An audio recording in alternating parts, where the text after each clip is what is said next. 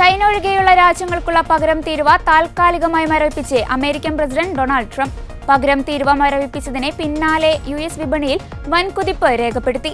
അതേസമയം ചൈനയ്ക്ക് മേൽ 125% അധിക തീരുവ ഏർപ്പെടുത്തിയതായി ട്രംപ് അറിയിച്ചു. ഇത് 3ാം തവണയാണ് അമേരിക്ക ചൈനയ്ക്കുമേൽ അധിക തീരുവ ഏർപ്പെടുത്തുന്നത്. US ഉൽപ്പന്നങ്ങൾക്ക് അന്യായമായി ഇറക്കുമതി തീരുവ ഈടാക്കുന്നുവെന്നടക്കം ആരോപിച്ചാണ് ട്രംപിന്റെ നടപടി. 90 ദിവസത്തേക്ക് തിരിച്ചടി തീരുവ 10% മാത്രമാക്കിയതായി ട്രംപ് അറിയിച്ചു.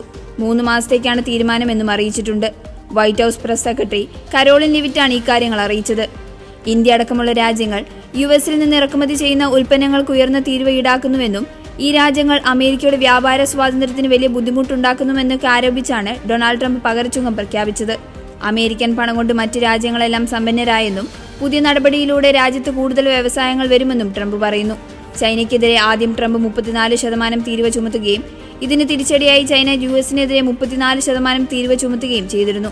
ചൈനയുടെ നടപടിക്ക് മറുപടിയായി US 50% അധിക തീരുവ കൂടി ചുമത്തി. ഇതോടെ ചൈനീസ് ഉൽപ്പന്നങ്ങൾക്ക് മുകളിലുള്ള നികുതി 104% ഉയർന്നു.